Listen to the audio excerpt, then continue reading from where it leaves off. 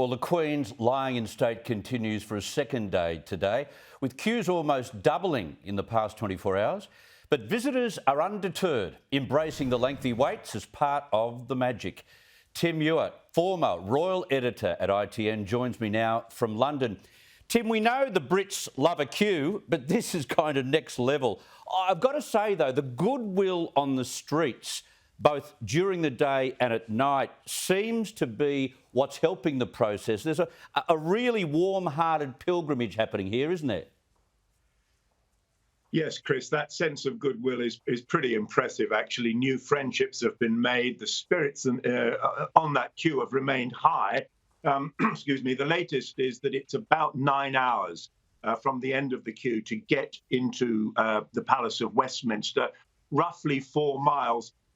People are being helped by a government app which pinpoints, if you log on to it, exactly where the queue starts. Unfortunately, there's been a couple of glitches. It's at various times been located, the beginning of the line in Yosemite in California, which is, I think, 5,000 feet.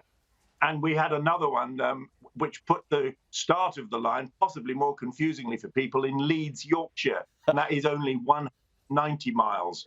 But they're doing their best. Oh, well picked up. I love it. King Charles III is completing his tour of all 4 nations. In Wales, what will be the reception like for him in Wales? Well, he was the Prince of Wales, and when he was invested as the Prince of Wales back in 1969, he took the trouble to learn a few words of Welsh. I mean, I think he would be quite modest about that. He doesn't actually speak Welsh, but it's a nation that has always been very, very close to him. And I think he's going to find the same response that he's had everywhere else. People are going to want to see him. I'm sure he will take part in what we, as you know, call the walkabout, where he will go into the crowd, shake people's hands, putting a more friendly face, a more transparent face, if you like, on the monarchy. And I think we'll see a lot more of that, along with the solemnity of another church service. What's your take on the military uniform backflip for Harry? An olive branch, perhaps?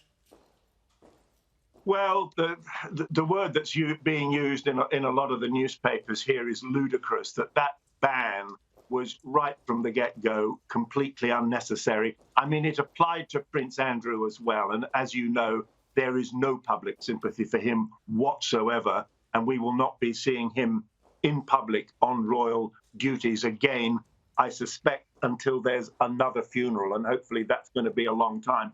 In the case of Harry, he served 2 tours of duty in Afghanistan, and people did feel it was slightly ridiculous to see him walking alongside other members of the royal family wearing very senior military uniforms who had not seen any combat duty. So that was kind of inevitable. He's only going to be allowed to wear the uniform once, but it is a concession. Is it an olive branch? Does it speak to reconciliation?